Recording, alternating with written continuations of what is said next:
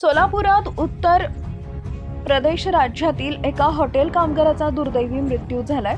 उत्तर प्रदेशातील त्या कामगाराच्या कुटुंबावर दुःखाचा डोंगर कोसळला आहे।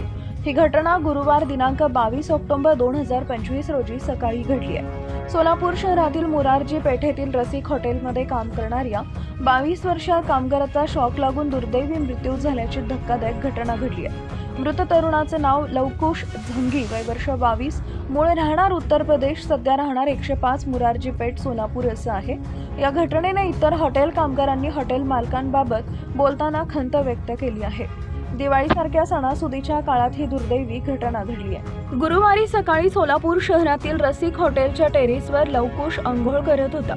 दिवाळी सण असल्याने लवकुश हा नवीन कपडे घालून बाहेर जाणार होता, पण अंघोळ करताना त्याचा हात लोखंडी अँगलला लागला आणि त्याला विजेचा जोरदार शॉक लागला। विजेच्या धक्क्याने हॉटेल कामगार जागेवरच बेशुद्ध झाला।